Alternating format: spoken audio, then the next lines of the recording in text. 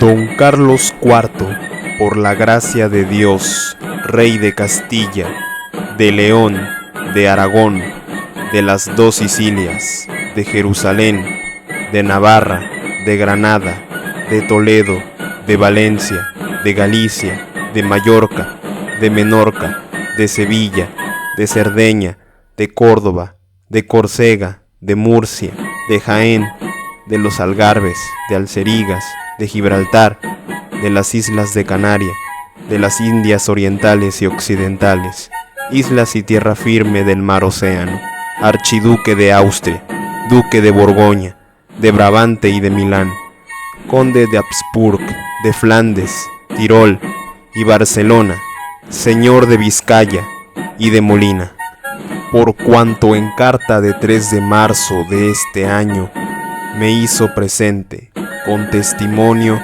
el conde de Revillagigedo, mi virrey, gobernador y capitán general de las provincias de la Nueva España, que el pueblo de Jalapa, condestinado a las ferias de las mercaderías que se conducían antes con las flotas, se había hecho de numeroso, decente vecindario, y distinguido en proclamar solemnemente a los 4 últimos soberanos, mis predecesores, hasta el señor don Carlos III, habiendo intentando verificar lo mismo con motivo de mi exaltación al trono, pero que siendo estos actos propios solamente de las poblaciones privilegiadas y gravosos en los costos al público, no se le concedió por no contribuir a que se siguiese una costumbre fundada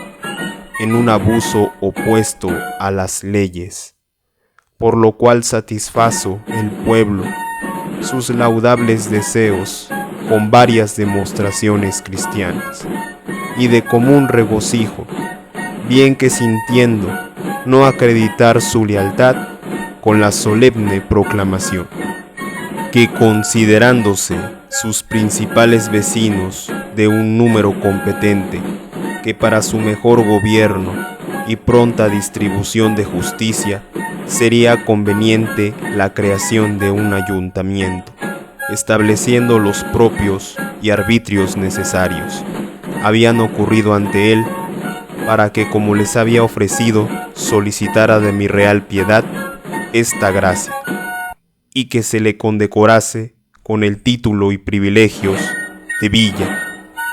Por tanto, por el presente, mi real título quiero, y es mi voluntad que desde ahora en adelante y para siempre jamás el referido pueblo se intitule y llame Villa de Jalapa, y que goce de las preeminencias que puede y debe gozar, y que asimismo sus vecinos tengan todos los privilegios, franquezas, gracias, inmunidades y prerrogativas de que gozan y deben gozar todos los otros de semejantes villas de estos y aquellos mis reinos, y que se pueda poner y ponga este título en todas las escrituras, autos, instrumentos y lugares públicos, y que así la llamen los señores reyes que me sucedieren, a quienes encargo la amparen y la favorezcan, y la guarden y hagan guardar todas las honras,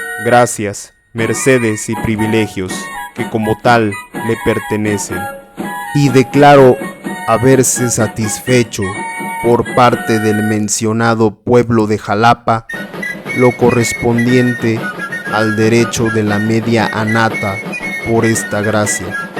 De este, mi real título, se tomará razón en las contadurías generales de valores, distribución de mi real hacienda, de mi consejo de las Indias y demás partes donde convenga hacer constar su contenido, dado en Madrid a 18 de diciembre de 1791.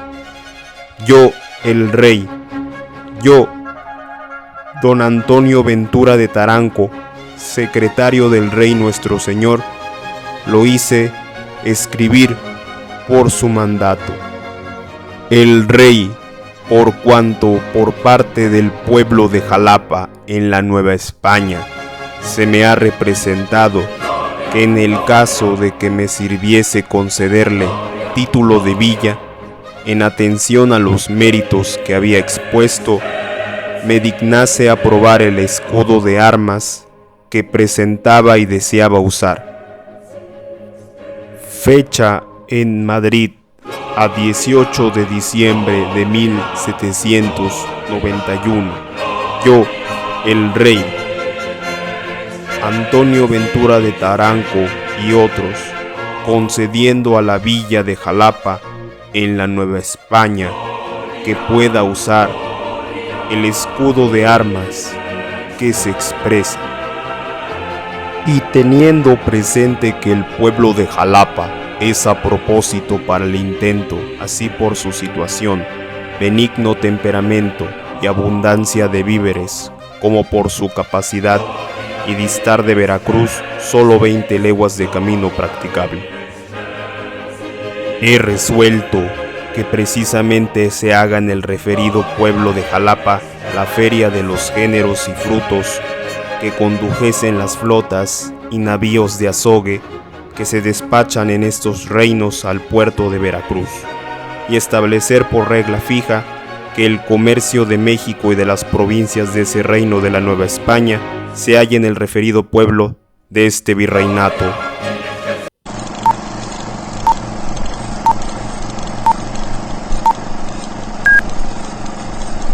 Mientras tanto, en Nueva España había rumores, había discusiones, licencias, aquí en la villa de Jalapa y sobre todo, o en particular, en el Ayuntamiento Cabildo.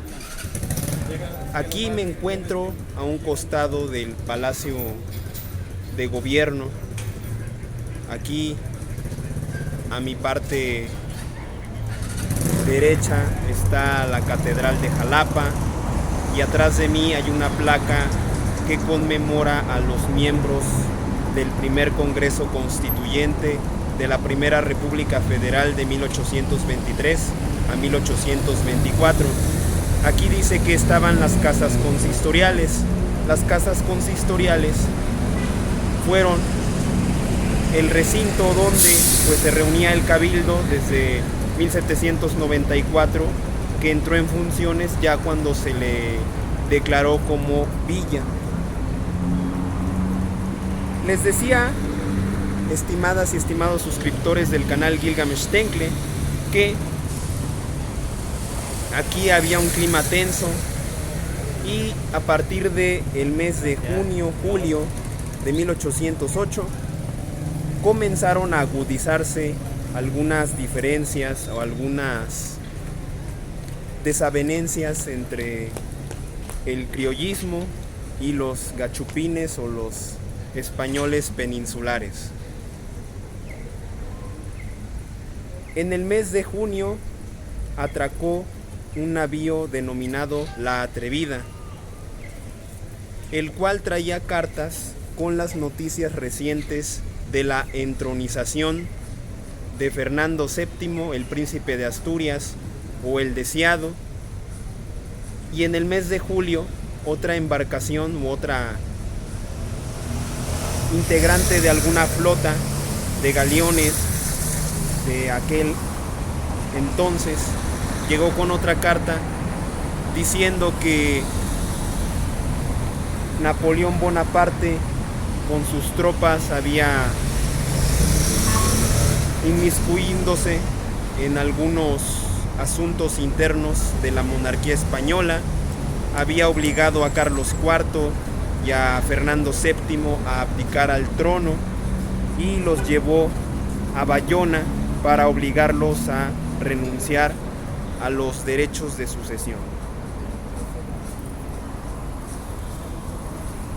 También, en una especie de postdata, venía en aquella embarcación cuyo nombre no recuerdo muy bien en este momento, ustedes disculparán, estimadas y estimados suscriptores, en la cual decía que la soberanía, los fueros y las prerrogativas que poseía el monarca español pasaban nuevamente a las juntas o particularmente a los ayuntamientos. Entonces el reino de León y el reino de Sevilla de alguna u otra manera integraron una junta constituyente y mandaron cartas a las colonias o a las Indias para poder darles información de que tenían que obedecer los súbditos de España, pero sobre todo de las Indias occidentales y particularmente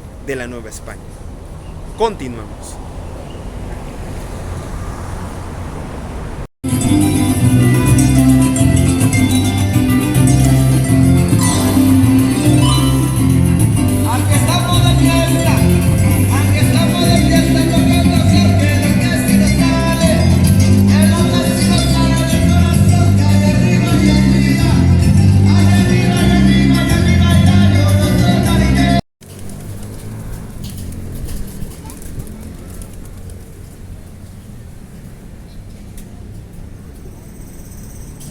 Entre el 9 de agosto y el 19 de julio pasado del año de 1808, se hicieron partícipes en un debate encarnizado, apasionado y que abriría una nueva brecha en la historia del reino de la Nueva España. ¿Cuáles fueron sus partícipes? Por un lado, en el ámbito local, el Cabildo o el Ayuntamiento de Jalapa, encabezados particularmente por el Procurador General Diego Leño y el Alférez Real José Antonio de la Peña. En el ámbito nacional se encontraba entre otros personajes novohispánicos muy destacados, Fray Melchor de Talamantes, quien era doctor en teología por la Universidad de San Marcos en Perú. Su llegada a la Nueva España en el año de 1799 le había posibilitado tener el favor del virrey José de Iturrigaray.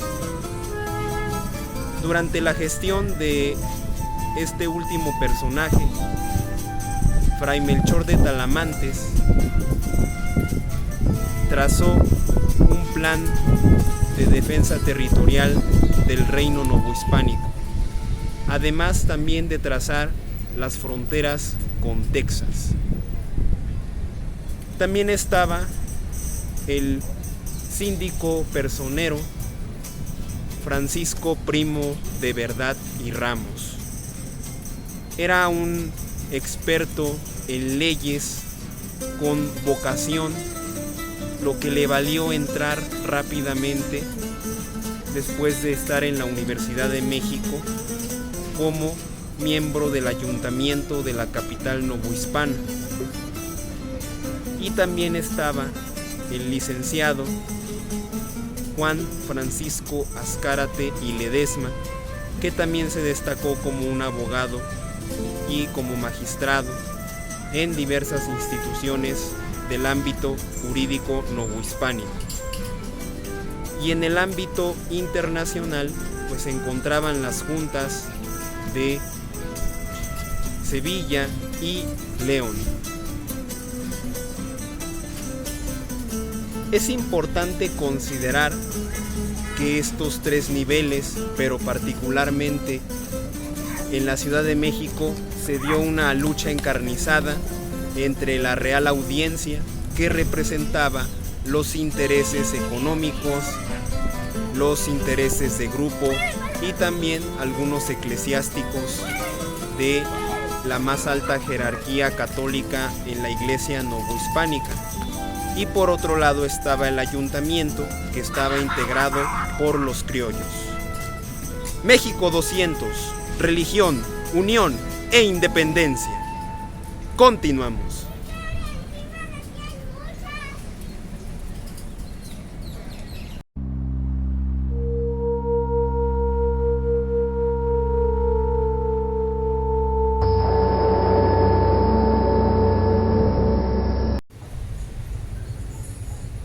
En aquellos días álgidos que dijimos anteriormente, se pusieron en la mesa de discusión política los fundamentos o premisas de los códigos jurídicos indianos, las leyes de partidas expedidas por Alfonso X el Sabio, rey y soberano de Castilla, y la doctrina política que estaba muy en boga desde mediados del siglo XVIII, que era el justnaturalismo francés e inglés.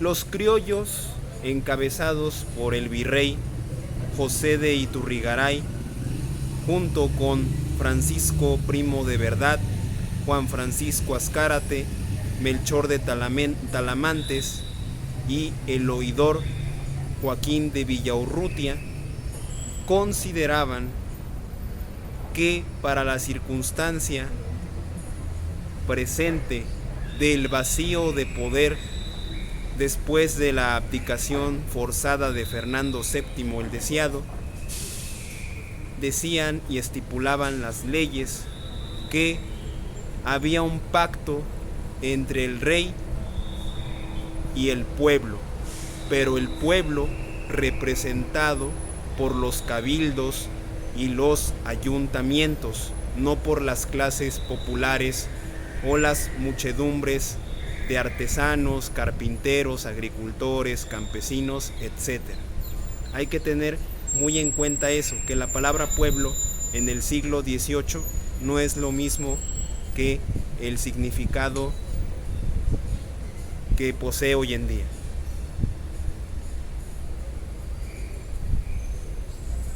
Francisco Primo de Verdad y Ramos fue un poco más allá de lo debido y le dijo al virrey que lo mejor era formar un gobierno autónomo en la Nueva España, aprovechando las circunstancias sucedidas en la península. Los criollos invocaron leyes antiguas, particularmente los códigos indianos y las leyes de partidas, donde decía que la soberanía, en caso de que el rey tuviese que ausentarse o no hubiera poseedores o herederos legítimos a la corona, la soberanía, como un haber, pasaba nuevamente al pueblo representado en sus ayuntamientos. Sin embargo, la Real Audiencia, particularmente el oidor Bataller, estaba en contra de que se hiciera un cambio. La Real Audiencia consideraba que las leyes de Indias, la estructura política y el orden jurídico ya estaban absolutamente constituidos y por lo tanto no era necesario hacer ningún cambio, ya que la circunstancia de 1808 no representaba nada, porque los códigos afirmaban que las autoridades vigentes tenían que mantenerse en pie y simplemente esperar el regreso del soberano, en este caso de Fernando VII. Vamos a leer a continuación un principio que externó Francisco Primo de Verdad junto con Juan Francisco Azcárate y Fray Melchor de Talamantes. Y dice así: América no depende de España, sino solo del rey de Castilla. Presto y ocupadas sus tierras, por el extranjero, la Nueva España debía reunir a los notables del reino en una junta prevista en el Código Indiano, que dotó a la Nueva España de la misma facultad de convocar a cortes que tenían en otros reinos hispánicos. Código Indiano. México 200. Religión, unión e independencia. Continuamos.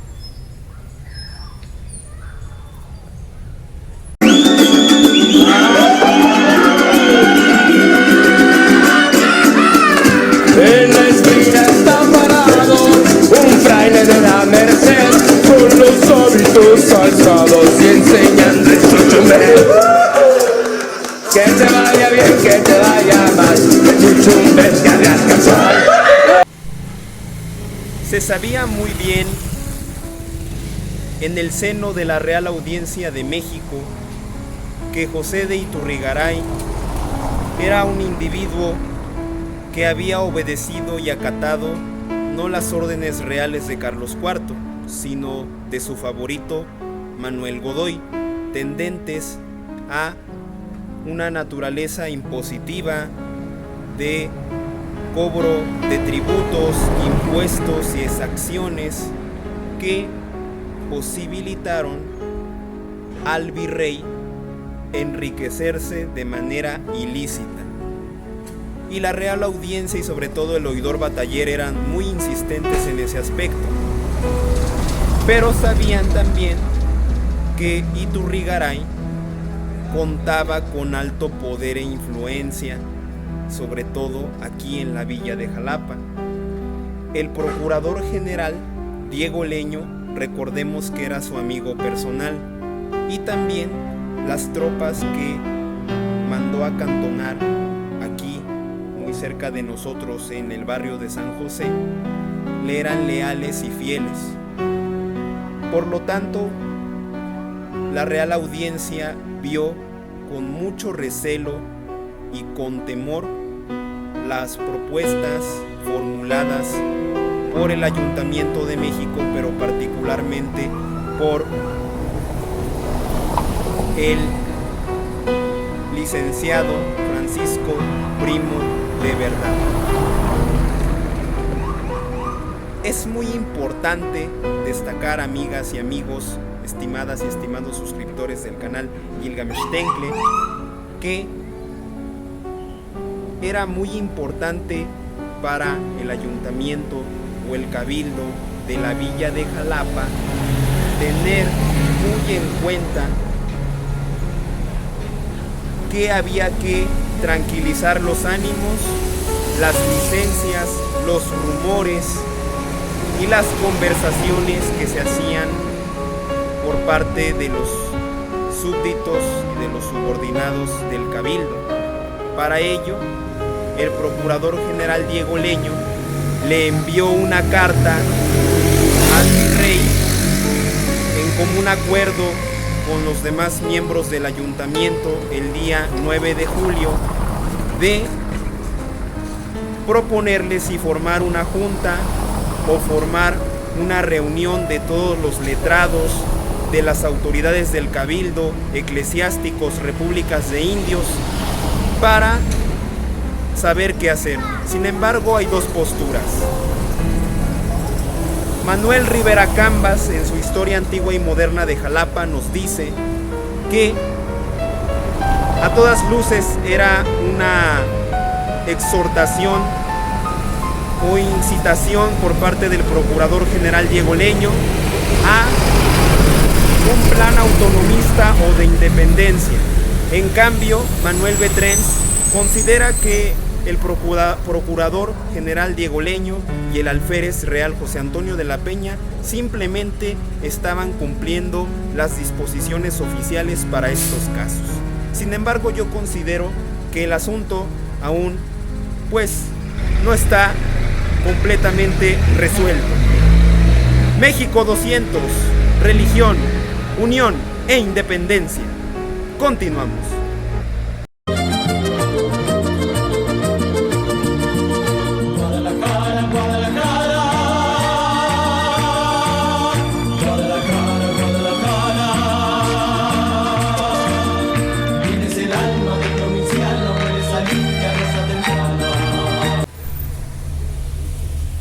Llegó para la Nueva España el día decisivo. El 9 de agosto de 1808 se reunieron en pleno la Real Audiencia y el Ayuntamiento o Cabildo de la Ciudad de México. La muy noble y leal Ciudad de México, dirían los documentos de aquella época. El virrey José de Iturrigaray encabezó dicha reunión y el primero en hablar fue el licenciado Francisco Primo de Verdad y Ramos, el cual formuló la siguiente afirmación: la autoridad le viene al Rey de Dios, pero no de modo inmediato, sino a través del pueblo. ¿A qué se refería el síndico personero Primo de Verdad? Él hacía una remembranza de las antiguas disposiciones legales y jurídicas de los códigos indianos. Había existido un pacto entre el soberano y el monarca, y también con los súbditos. Dicho pacto era sagrado, era un haber, era una propiedad. ¿A qué nos estamos refiriendo? A la soberanía, al poder que tienen los países o naciones de tener una forma de gobierno propia y de asegurar el respeto de su soberanía y su independencia frente a otras naciones u otros reinos. Primo de Verdad se refería a que si el rey no tuviese herederos consanguíneos o careciere de algún heredero, la soberanía, es decir, el poder político del monarca, del soberano, sería traspasado nuevamente al pueblo. Pero Primo de Verdad no se refería al populacho, a las muchedumbres, a los campesinos, a los latifundistas, a los mineros, etc., sino se refería a los cabildos o ayuntamientos que se autolegitimaban como representantes puros y auténticos del pueblo. Pero Juan Francisco Azcárate y Fray Melchor de Talamantes fueron un poco más allá. Ellos plantearon que era necesario formar una junta provisional, la cual iba a estar encabezada por el virrey José de Iturrigaray y el ayuntamiento, en su mayoría criollo, para poder ganar escaños y ganar puestos políticos en diversos ayuntamientos de todo el reino novohispánico. Sin embargo, el oidor Bataller y otros miembros de la Real Audiencia calificaron estas ideas como subversivas, como blasfemas, como apóstatas. Vamos a leer lo exhortado por Fray Melchor de Talamantes. Aproximándose ya el tiempo de la independencia en este reino, debe procurarse que el Congreso que se forme lleve en sí misma, sin que pueda percibirse de los inadvertidos, las semillas de esa independencia sólida, durable y que pueda sostenerse sin dificultad y sin efusión de sangre. Es decir, ellos planteaban que la Junta, de todos los letrados, de todas las autoridades legítimas y en los puestos que estaban ocupados en aquel momento, debían de formar el gobierno provisional, debían de asegurar la soberanía para el rey, ya que tenían la esperanza de que probablemente regresarían al exilio. Sin embargo, Juan Francisco Azcárate y Melchor de Talamantes eran más radicales en el sentido de tener una idea implícita de independencia y autonomía, pero pues invocando el nombre de Fernando VII. Sin embargo, ambos bandos, como lo veremos en la lucha insurgente, van a tratar de disponer de esa figura de Fernando VII para la causa realista y la causa insurgente. México 200, religión, unión e independencia. Continuamos.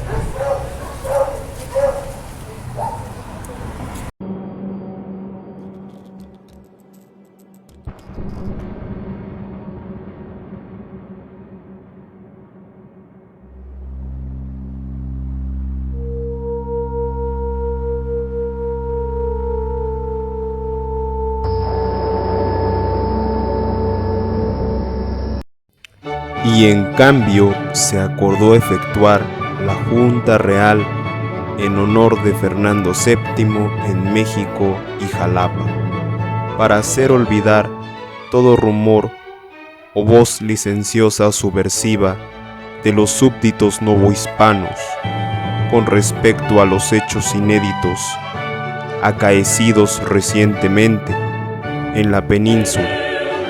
El 29 de septiembre a las 3:30 de la tarde inició en la villa de Jalapa y particularmente en el domicilio del alférez real José Antonio de la Peña, que salió con un pendón al balcón de su domicilio para salir con los 4 reyes de armas hacia la calle de Belén y dirigirse a la Plaza del Rey, hoy Mercado Jáuregui.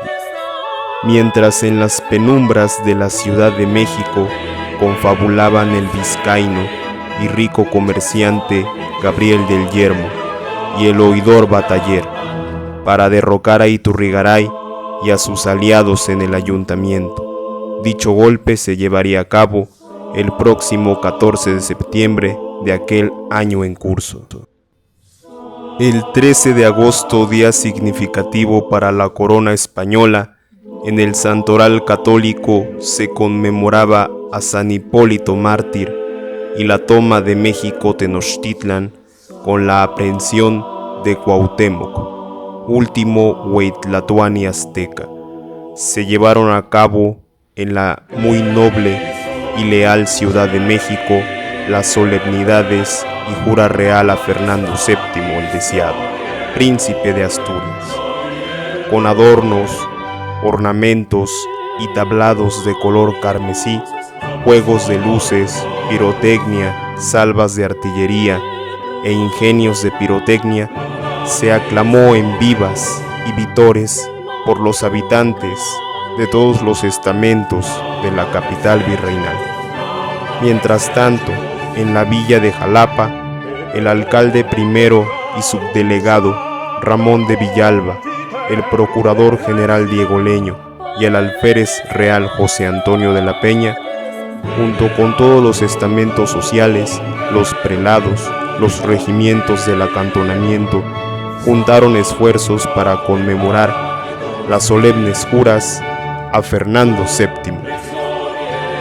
Con el pendón real portado por el alférez real, el procurador Diego Leño, Ramón de Villalba, los prelados, los representantes o jefes de las 27 repúblicas de indios, se dirigieron por la calle de Belén, hoy calle Lucio, en una de las principales arterias de la actual ciudad de Jalapa, Enríquez, Veracruz.